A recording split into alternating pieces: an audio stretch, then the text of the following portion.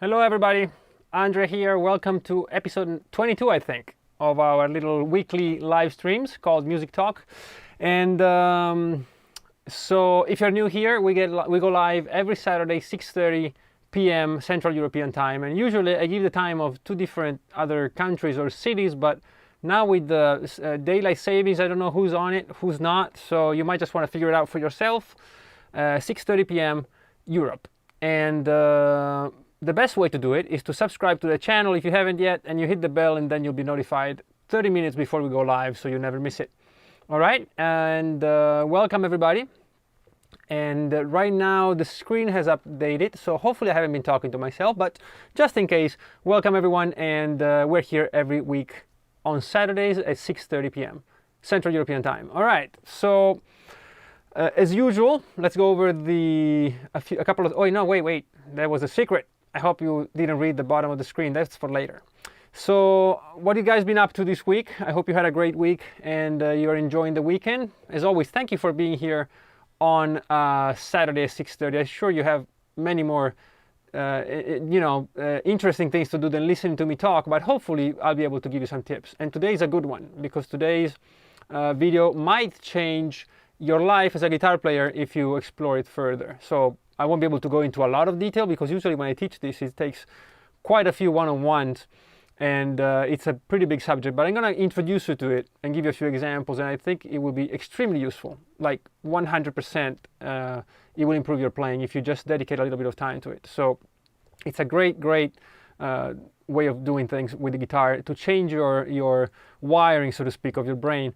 If you can hear me, please let me know. I think I've checked everything and double checked it, but as always, I'm flying blind here. So, well, for me this week, I've had, hello Jim, welcome. Please do say hello as you come in. But today, one of my students here donated this to me. Now, this is reel-to-reel from West Germany in the 60s. And it's a tube thing, and it works kind of works. I open it up and fix a couple of things, and then there's just something going on with the recording feature. You know, it plays back and it does everything. You can hook up the microphone, but it just doesn't work when you try to record. And this brand was it's called Eben Dachau, and it was made in Germany. And the cool thing is when you open it up, inside there's tubes. And the tubes have West Germany on them. So these are original tubes from the 60s. Now, I don't know if that means anything, if they sound great or not, but it's pretty interesting. But as I was, going over this little machine thing, I also found this, which is a brand new Agfa tape. Now, this might not be the best tape, but, it got me thinking about these reel-to-reel things. And so I went and explored a little bit, and I was bit by the bug, and so I've been looking at different reel-to-reel machines, and now I'm online and eBaying and discovering old manuals from the 70s, and eventually I think I'm gonna find one that I like, but I am really tempted of getting one. So I don't know, it's interesting, and I would love to run my synths and sometimes my drum machines through it, I don't know, some strange stuff. So I'm looking for one in good condition that's not too expensive because I might destroy it in the process. So, but hopefully soon I have something to show you. But yeah, so this is a really cool post-war bit of German technology. I think they were produced in Germany, but also they were very popular in Poland for some reason. But it's crazy. You open it up and you see all these parts from literally the 50s and 60s, which is crazy. And if you think of the music that was made in the 50s and 60s, we're talking pre-rock and roll, right? And so it's pretty interesting. And imagine the kind of music that was listened to on these machines in West Germany, right? Who knows? Hello, Alex. Welcome. So anyway, it's pretty cool. And so if you guys know anything about reel-to-reel, please let me know. I have my brands now in my head that I'm looking at. I don't want to go overboard, and get a Studer, but I found some pretty interesting stuff. So I'm kind of negotiating right now online, and hopefully it goes well. All right, so let's get started right away. Today, as you see from the title, we're going to talk about playing on one string. Playing on one string is extremely simple, and it basically means you just play over one string. So you pretend that your guitar your guitar only has one string. And I was inspired by this when I was a kid, basically. I was like 15 or something, and I saw a video of the Beatles with Ravi Shankar, and I wasn't really into the Beatles then. You know, I was an AC/DC, Queen, Sabbath, and Dio and Maiden guy. So, you know, I don't know, the Beatles was a late thing for me. But the Ravi Shankar thing, I was going crazy about it because I saw this guy play all these notes and all these incredible, I didn't know then, but you know, those scale runs were very intricate, and he was doing it on one string. Basically, he was only playing one string. And so it got me thinking, and like, well, it would be more difficult for him to start playing on 6 strings than for me to play only on one, right? I can just pretend my guitar only has one string. And I got into it, and of course I didn't know scales then. I had no idea. I was playing live with my band, as you guys know, but it was just, you know, closing my eyes and hoping for the best when I was playing concerts for solos. But, you know, I discovered some patterns or some sounds that I liked, and that got me started. And then many years later, somebody gave me a book by Mick Goodrick. Or actually, I bought it. I bought it in a music store, and I just thought the cover looked cool. It's this one. So it's always on my desk because it's not really big, but it will take me forever to finish it, and I will never finish it. But anyway, it goes into real depth about it. When I was browsing the book in the store and I saw that the first chapter was only about playing one string, I was thinking, wow, this is it. This is my guy. And we won't go into, hello Daniel. Daniel, gracias por la clase. You're very welcome, Daniel. De nada.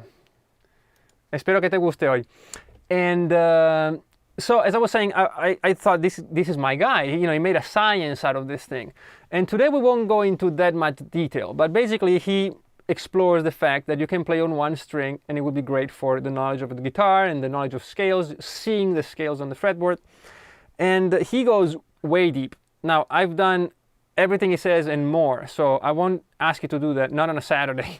But basically he says, okay, play every scale on every string with one finger, then with this finger, then with this finger, you know, all single fingers, and then 2 fingers, all possible combinations of 2 fingers. So basically, if you play C major, you can only use the second. This is not C major, but you know what I mean. And only with these 2 fingers. And then he says, okay, no bends. You can only bend or nothing at all, or maybe you can bend a half step. So it really sets up some parameters. And then he says only 3 frets, only 3 fingers, and then 4 fingers. You know, it's every scale, every mode of every scale. So that's at least, he suggests maybe around 40 scales, which are the ones that I also try to always keep in mind. But you know, it's a big thing. So today we're gonna keep it a bit more simple. And I'd be happy if you just did it with whatever finger you want. You can use 1 finger in the beginning, or you can just use all 4 fingers. Okay, I won't, you know, we won't get into so deep into it. But basically, the idea is you pick a scale you're working on, and if you're not really working on any new scales, use one you already know. You don't have to start from 0. So if you do know C major, that would be a good place to start. And as a matter of fact, we're going to get started just with that scale. Okay, so here it is. Start simple. That's the first rule. C major on every string.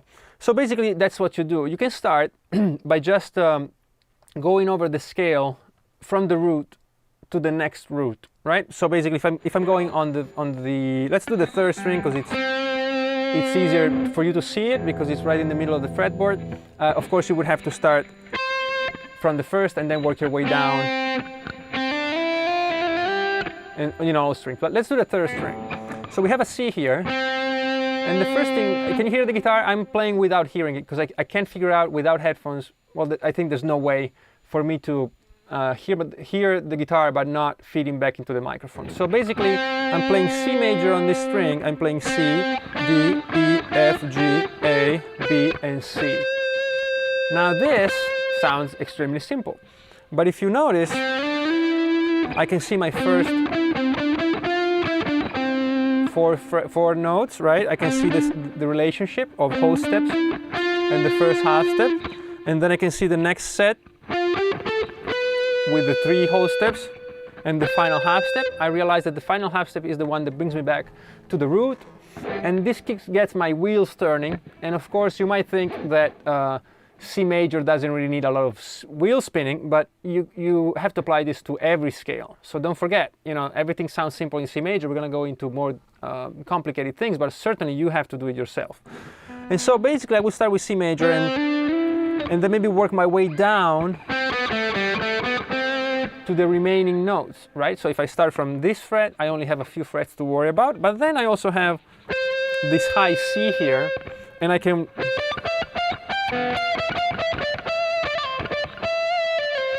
work on those frets as well, and then put it all together. So now I have my original octave, and then I have my extra notes, which are not extra notes, you know, they're as good as the regular, you know what I mean? They're as good as the regular octave, but they are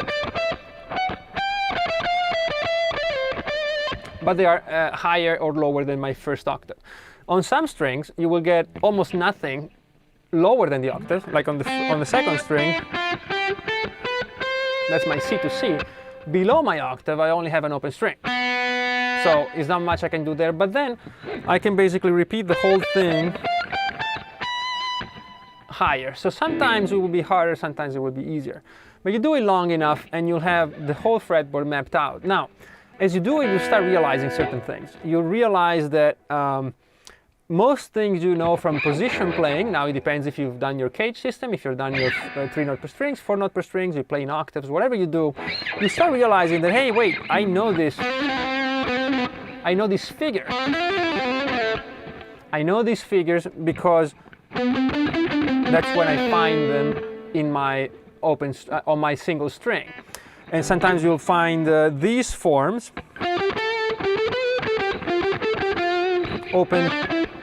the open hand thing that we looked at in the exercise video a couple of weeks ago.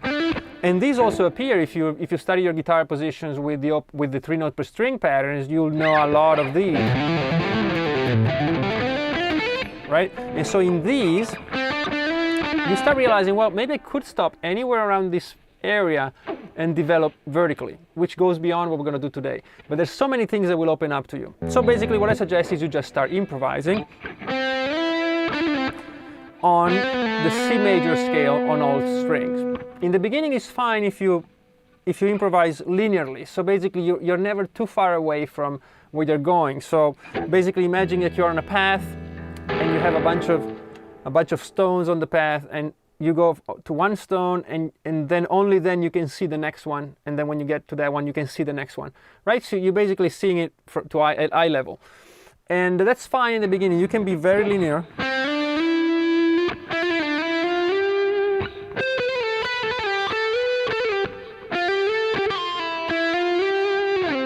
Maybe a jump here and there, but then you have to try to imagine you are climbing a tree. And that's a bit stupid. It's not a good metaphor, but you know what I mean. You climb on a tree and you can see the whole path in front of you. So you don't need every single note to find the next one. So you can start to try and see it from above. And so you're able to find different intervals, different phrasing, so you don't have to go so linear. You can start. There are techniques that kind of exemplify that.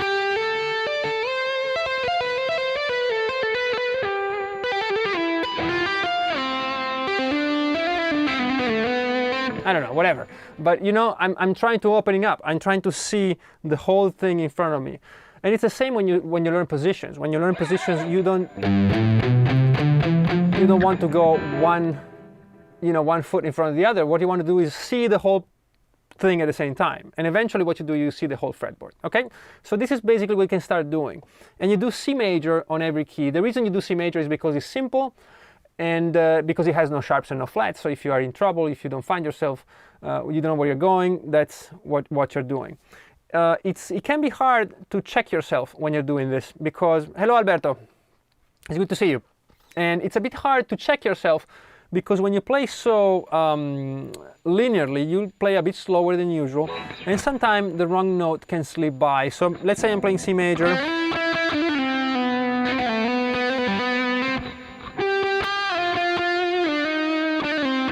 And I put that strange E flat note, and it's a big no-no, right? E major playing a minor third, but it might slip you by. And if the minor third slips you by, imagine what a raised fourth or maybe a flat 7, they will slip you by. So one thing you can do is put a drone underneath of the scale you're working on. So C major, would be, I'm going to play a C major scale, a chord. Right? And now I can play my C major scale.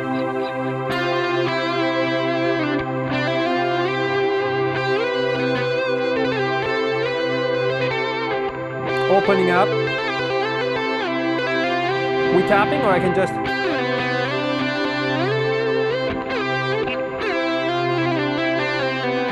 now if I hit a wrong note, now you see it sounds great, but it will sound different because you have this chord underneath. If you do it just yourself, you might let that note by because you might not notice it. Okay, so this is what I would do. And this is just C major. Okay, so this is pretty easy. If you're new to this, don't skip this step, even if you think you know all your scales, because this is a different way of seeing things, so it might catch you off guard. All right, desafinados. This is great to avoid playing the same patterns. Oh yes, it's a beautiful thing to do, and you know, it never ends, but it's really great. I'm gonna give you a few more tips because it's really interesting. Now, we are moving on. We've mastered the major scale, the C major scale, only the C major scale, and we realize that if we can do the C major scale, then we have to know our fretboard if we want to move on from C major. As a matter of fact, even if C major is very simple, if you don't know your fretboard well, like you don't know what note is where, you might have a hard time in the beginning to do, even in C major, the whole scale. When you do position playing, once you get started, right, it's like an old engine. Once you get it going, your muscle memory takes over and you're kind of free to play on it because you know your position. As a matter of fact, a lot of people make a mistake when you ask them, okay, play this note, this position, go. And the first time they play, they make a mistake, but then as soon as they are in the position, then they can work it out and then they can play.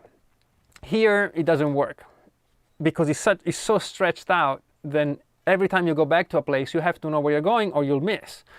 So if it takes you a while to stay on C major, don't worry about it. It's great, it's fine, and it doesn't take anything away from everything else you know how to do. You can still play your scales regularly with position playing, but once in a while or once a day you do like 10 or 15 or 20 minutes or an hour or two of playing on only one string. Okay, so when you get it done, at least you will have all your natural notes, the sharps, no sharps and no flats, you have them worked out because that's the only way you can actually improvise with this technique.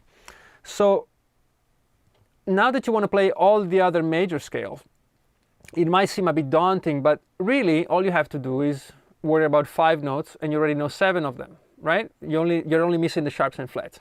So what I would suggest as always is you go through the circle of fifths, but instead of going through the whole circle like this, I would go from the center, from C major, which has no sharps and no flats, I will go to 1 flat, F major, 1 sharp, G major, then I move on to 2 flats, which is B flat major, and 2 sharps, which is D major, E flat and A flat and E, you know, and you just keep going like that. So basically you go from the easiest possible scale to the hardest. Now they're easiest only because you're not used to playing sharps and flats or on one string, because technically you're always doing the same thing. Okay, so and that's another reason why you want to stretch and open the playing. You don't want to play E major and go like this.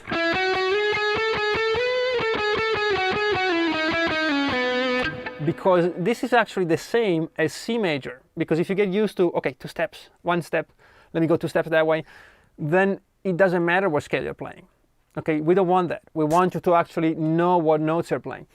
And so the way to force that is that you start, for example, if I'm in E major,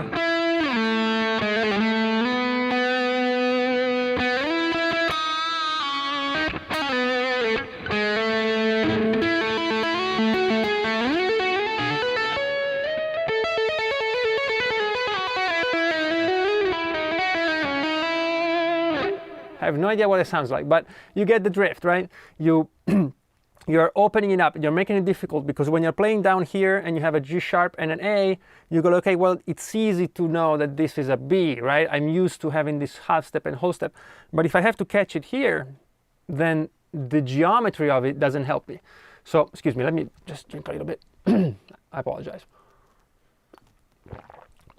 All right, so you see what I mean, right? So you go through all your scales. Basically, you start 5 minutes in C, then you go, okay, let me do F major. F major, the good news is that, first of all, I can start on the root, play my scale, then worry about what's left before and what's after that, which, as we saw before. But you also realize that, hey, I'm playing the same notes as always. All that's different is that B now becomes a B flat. So as long as I worked on my C major, all I have to worry about, I'm in F major.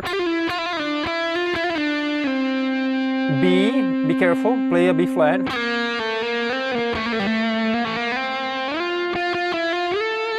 And now I'm in F major. And again, you put a drone of F major and you play on it. And then you go, okay, now I know F, let me go to G. So now G is the same as C major, but the F becomes sharp. And it takes care of itself when you play that first octave. This F is sharp. And now when you play, you can not worry too much about anything, but watch that F sharp, make sure it's not an F. All right, so basically that's what you do. You build from a simple scale to more difficult scales, all the way down to G flat major, which has 6 flats, or F sharp, and he has 6 sharps. Now, the good news about this is when you do this, you have basically played every single major scale, but also every minor scale and every mode of the major scale, because they're all the same scales. So I don't know what level you're at with the modes. This is not the time to study the modes. We've already done it, and we'll do more in the future. But you can follow this little guideline here. I would do it over major and minor first, which are the two most important modes. And it's very important that you see them as two different scales, right? So you do your circle of fifths of majors, and then maybe you go to a circle of fifths of minors. And again, you can start with the easiest minor scale, which is A minor.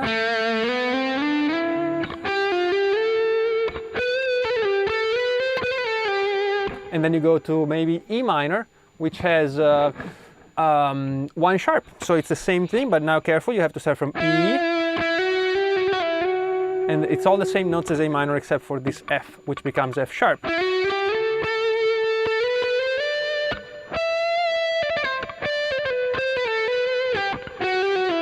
If I feel comfortable about it, I can kind of break out.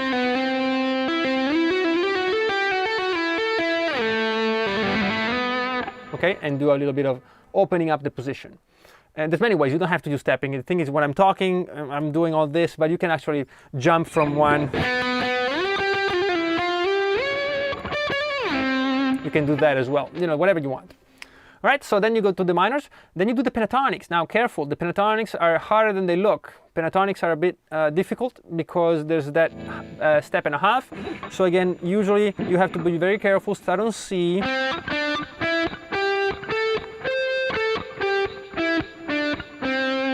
Then watch the notes that are missing, okay, and make sure you know when you're playing the major pentatonic or the minor pentatonic. Keep them separate. And then you can do the modes. And the modes, again, if you've done all your major scales, you've already played all the modes. If you want to play C Lydian, you've already played it, but you played it as G major. So now you're looking at it from C. So before, you would have built it like this. G major is G, A, B, C, D, E, F sharp, G.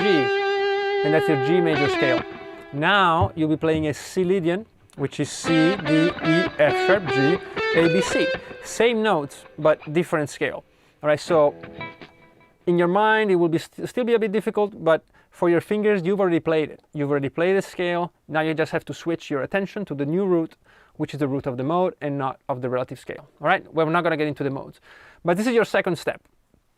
And so you do C major first, and then you do this. All the major scales, all the minor scales, and the pentatonics, and then you close it with all the modes. Now, this is already plenty. You've done enough. If you get here, it will get you pretty much ready for anything. You can then explore new scales, modify the ones you know, all right? But we're going to keep going with a little bit more advanced things, which is arpeggio work. And this is something that's not, for example, in the, well, that book is a bit different. So I'm giving you kind of my method, and please do feel free to check out the Goodrich book. It's great. But this is the way I would do it because, you know, it depends also on the style of music. So this is what I would do. And I would certainly add arpeggios, because playing arpeggios doesn't have to always be that, right? We can play arpeggios in many ways, and sometimes you can find really interesting sounds with these chords. So what I would do is start with the major and minor triads, maybe diminish and augment it. As simple as this. You go from C to E to G to C. Okay, you can play it with one finger. With more fingers, you can try to open it like that. You can do whatever you want, and then you can start to improvise a little bit. Now, major triads, there's not much you can do, but still you can.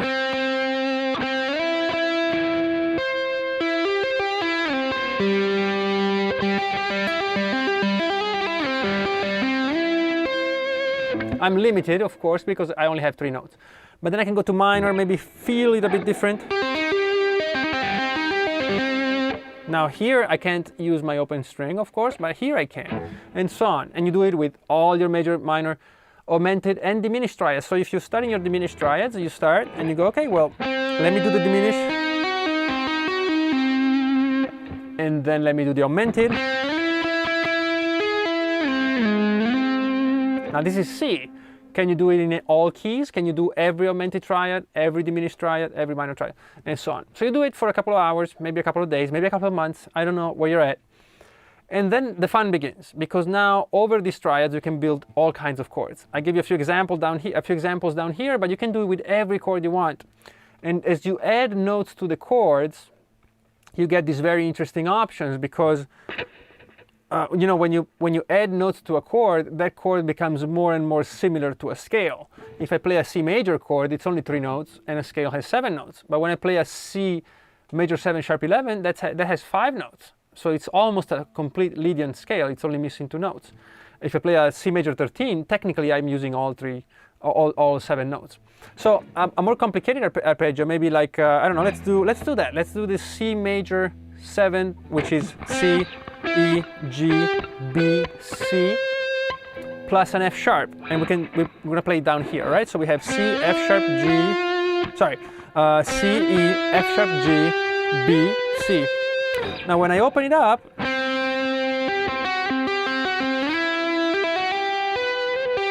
I see these 2 half steps.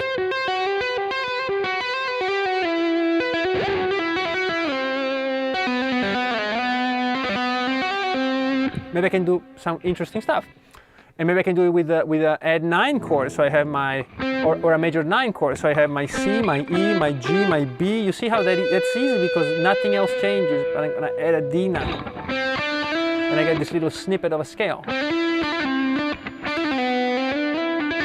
But then I jump to the G.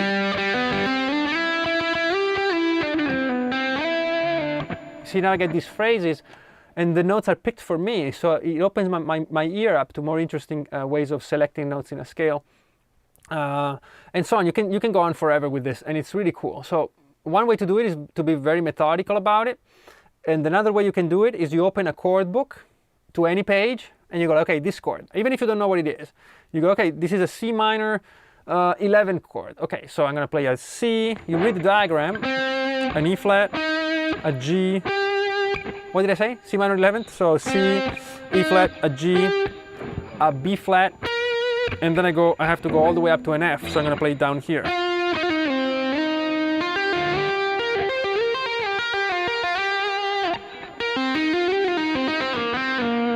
And I can improvise with that. It will give me a different kind of sound, and it's a great way to improve your ear and also the knowledge of the fretboard. Now, when you've done it in C, you do it in every key, all right? So this will take a while, and you don't have to master this to go on. This is just something that's useful to do. And then, finally, are you guys still there? You're alive? Did your heads explode? Don't be too concerned about this. You know, it sounds like a lot of work, and it is, but you don't have to do it 100% today. You know, it's something you can keep in mind for future development. All right, so don't worry too much about it. I know this is not one of those learn guitar in 5 minutes. I do understand that, and it can be intimidating, but it shouldn't be. If you take it step by step as I'm presenting it to you, then you'll be fine. You don't have to worry about nothing being too much. If it's too much, you can reduce it. Always go down to the simplest thing. So if this is too much, go down to the regular scales. If the regular scales are too much, go down to the major scale. If the major scales are too much, do C major, all right? So you always keep it at a level that you're comfortable, okay? So, hey, Jim, I did listen to your stuff. Did you guys hear Jim's stuff? It's cool. Which one was it? 10 Things was the name of the song? 10 Things? It was cool. 20 minutes, improvised, kind of sounds like, or composed, but there's some really cool lines there, cool scales. I enjoyed it. It's cool, and I listened to a couple more, but I do remember that one. And yeah, and that is art is not here. He sent me a little loop, but I don't really know what to do with it because I think it's just a chord progression. So maybe we can cover it in a video, but I have to figure out how to include it here. So I might just as well play myself in the looper. That is art. If you don't mind, we'll explore it if you need it. But yeah, Jim's pretty cool music. I enjoyed it. Go check out Jim's channel if you guys want. Alex, of course, is here. Has a great channel, huge channel, and he plays great guitar. So we were talking about you, Alex, last week. So yeah, go check out everybody's channel here. If you guys have music you have posted, you want to share it, let us know in the chat or in the comments, and you know, everybody will go check it out and hopefully be introduced to some cool stuff. If you are new, it doesn't matter. It doesn't have to be the greatest record ever made, as long as it's yours. You know, it's always fun to listen to music by other people. So please feel free to share. Anyway, final step: complex scales, and this doesn't mean anything. It doesn't mean anything because the complex scales, depending on the style of music and on your current level, but I gave you a few examples down here. The advanced modes, I would say, are the ones based on melodic and harmonic minor scales, so definitely those two scales, but also their modes. Some of them are more useful than others. I won't go into that today, but you know, I don't know. We looked at some of them a few weeks ago, so if you want to learn your Lydian dominant, then you should...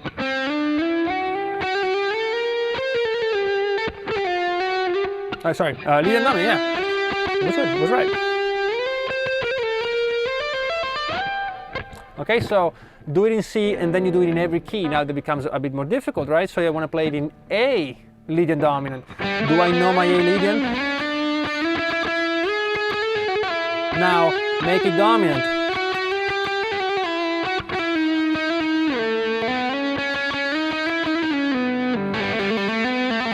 Right? That's the hard part. So do it in every key, in every string. And then there's diminished scales and the tonal scale. That's whole tone and diminished. These are actually pretty simple because they're all... The tonal scale is all whole steps. And the diminished are half plus whole, alternating. Then some exotic scales you might look into. I don't know if you have some books on Greek music or Turkish and Middle Eastern or some Indian music. Japanese has some they have some really strange scales. So you can do that. You know, you can do it with any scale you want. But I would definitely suggest you start with your modes of the melodic and harmonic minor scale, because there's a lot of interesting ones. And that's it. And that's what I would do. There's more stuff to this, but I think this is enough work for a little while. And then there are many ways to join this way of playing with your current way of playing, such as position playing and so on. And if you do it long enough, you will have access to this linear way of playing in every key, right? And in every string. So wherever you're playing, even if you're playing in a kind of a position, you can always switch.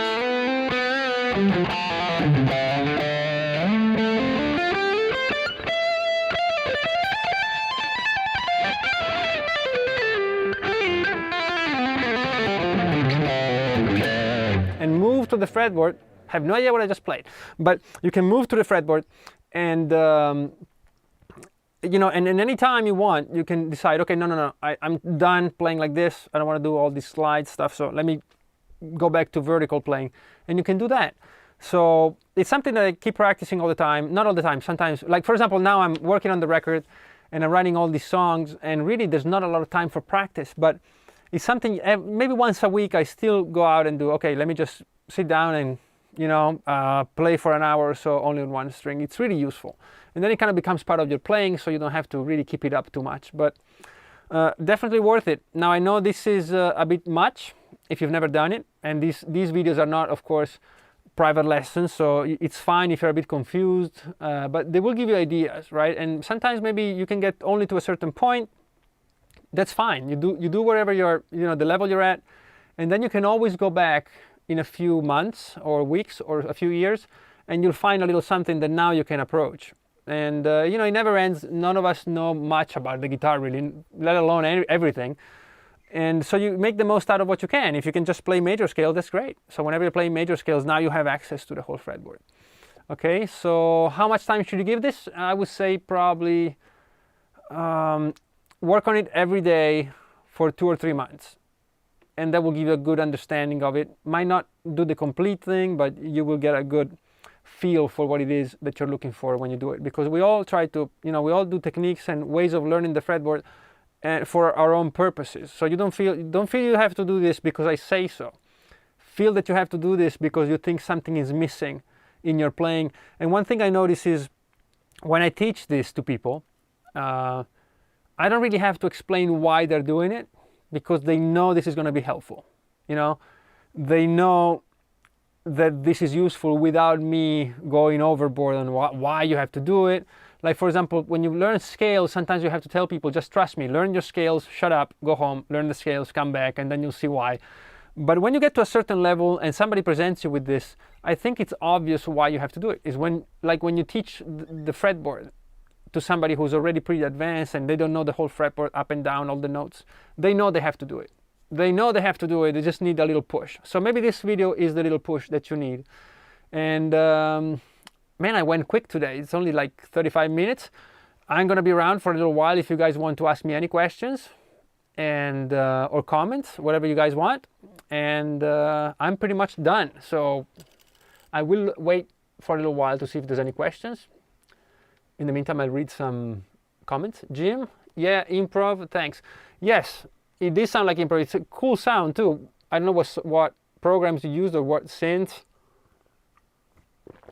It was pretty cool sounding. So Jim, I don't know where you're from, but the music sounded like a certain part of the world, and it was really great. And Desafinado says, "Yo, you missed last week." Yes, you'll watch the episode. Yeah, I think you'll like it. I think you'll like it. It was pretty cool. And yeah, Desafinado's in the chat room from last week. I think Jim shared the name of his channel and his music, so you'll find it there. And if you haven't recorded anything, you might want to start. You don't have to post it on YouTube or on Spotify or iTunes, but it's important that you start recording music and writing music, because otherwise this whole thing here that we're doing doesn't really serve any purpose. And I don't want to go on a YouTube tirade, but watching videos, of course, is not the same as playing, but also just playing stuff because somebody on YouTube, me included, of course, says that you have to know something is not going to help you. It will get you maybe a couple of weeks, and then you'll get, like, why am I doing this? So please do, even by yourself, you don't have to share with anyone, but start writing music. And writing music doesn't mean write it, but instead of just improvising or jamming, when you find something you like, that's your baby song, and you should definitely pursue it and try to finish the song. This will teach you many, many things. They will teach you about a structure, about musical ideas and how to develop them. It will teach you the importance of economy of notes sometimes, and the importance of expression on the guitar, techniques.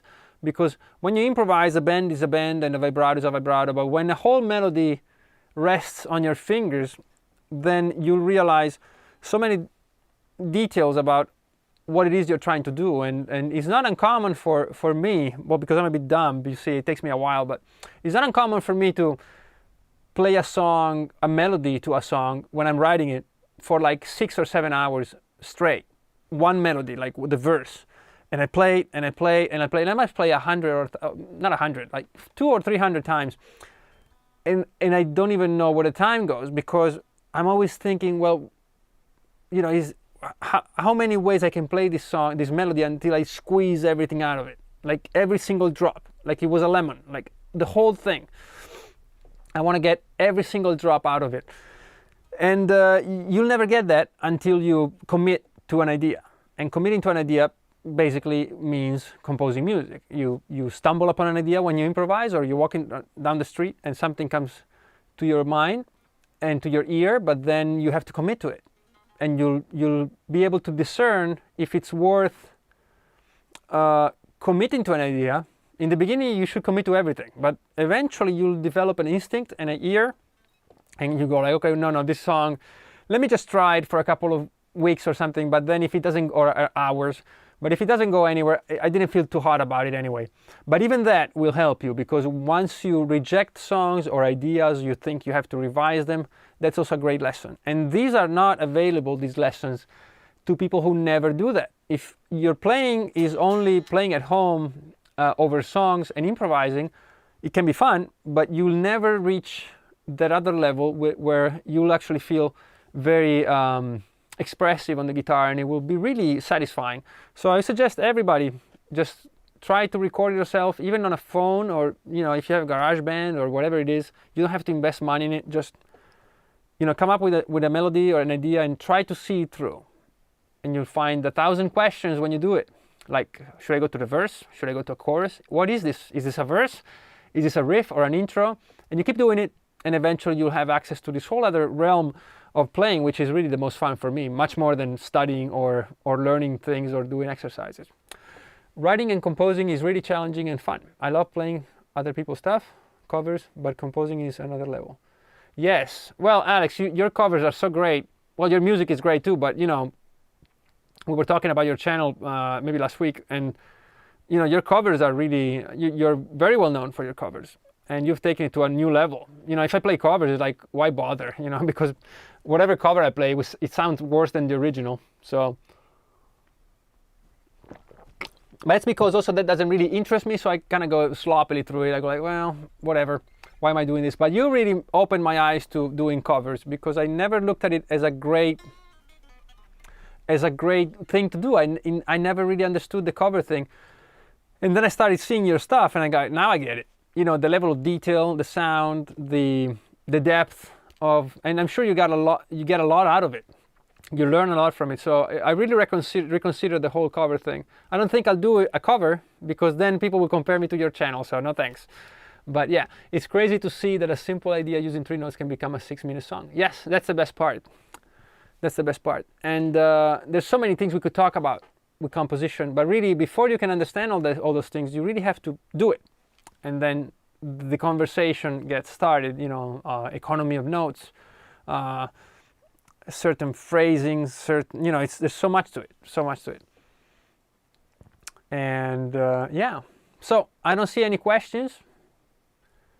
Don't feel bad about asking questions about this stuff, it's fine if you don't understand something. Do take advantage of the fact that I'm here and I can answer them. But if everything is crystal clear to you, then maybe it's best if we stop, and then you can use the extra time to plug your guitar in and start with C major on every string. I'll wait for a couple of minutes, and if there's no question, I'll see you next week. Any ideas for next week too? If you want, please write them in the chat.